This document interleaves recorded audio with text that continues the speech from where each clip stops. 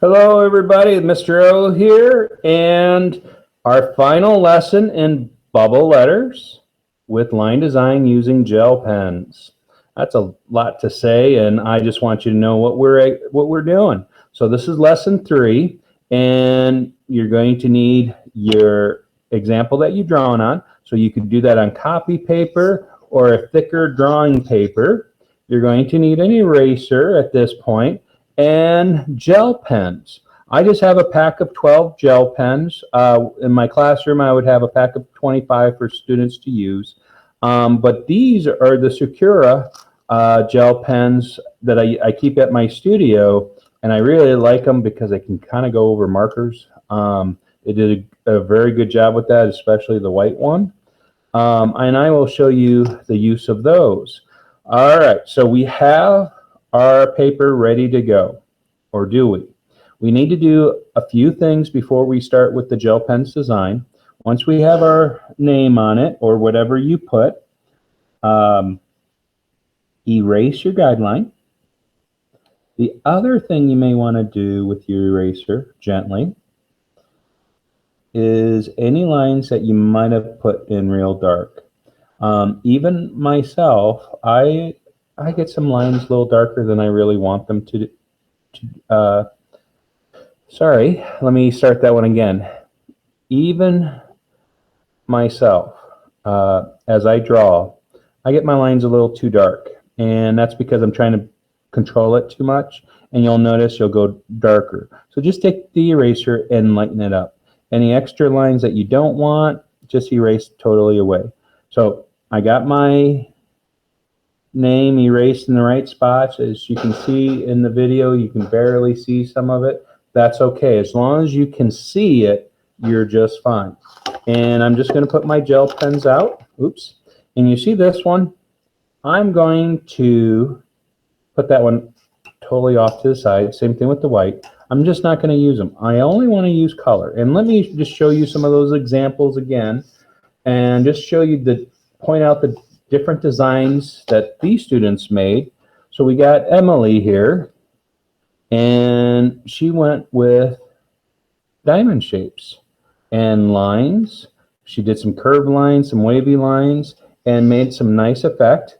And we got Kayla here, who took a lot of time to do a spiral and a lot of lines. You can almost tell where she ended because she got a little tired of doing it. So please pick something that you don't mind spending time with.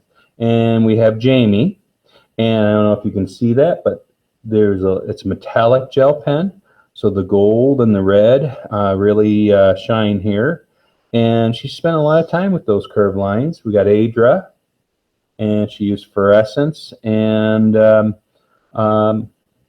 the regular metallic gel pens. And we should talk about a little bit with cool colors and warm colors. You know, your cool colors, your blues and your greens, and your warm colors, your reds and your yellows.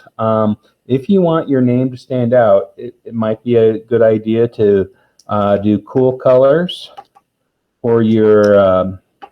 I'll take a darker green for your name, and then do your warm colors. I'll throw pink in there for your background. So I'm just going to get a letter started, and then you can decide what you want to do with yours. And I'm just going to, let's first start with wavy lines and follow a pattern of curve. Notice how I'm going back and forth. And have you noticed I didn't outline? You don't need to outline. You can, but sometimes that can be distracting to your design because you may not want whatever color you're using to be around the whole thing. You might want to just let it happen and fill it in later if you feel like there's some sort of gap. I feel like I'm getting too long, so I'm going to lose control of the line, and I'm going to just start switching colors. And here I could do lines, I could do waves, or I could do shapes.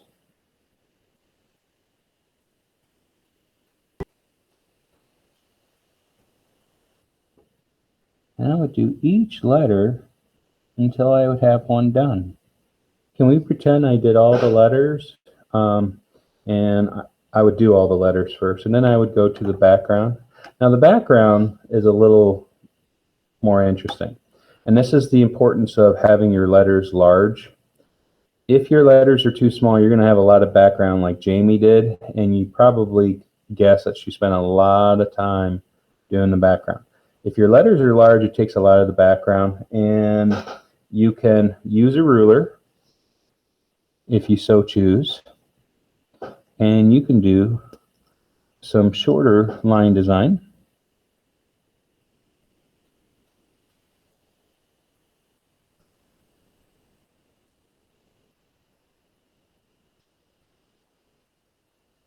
I always keep a paper underneath so I don't mark my art table.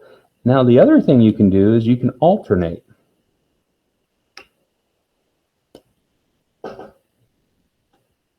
You don't have to use one color. You can alternate, and I should take the cap off of that one. You don't want your caps off too long. Some gel pens kind of dry out a little bit. They're almost like markers. And these gel pens are really nice. I won't deny that. And you can just kind of make a neat little design going up, and then I can go, I'll just do another line for you. I'm going to approach it from this way so I see the thickness. You're wondering about my ruler. I have one of these tri-rulers.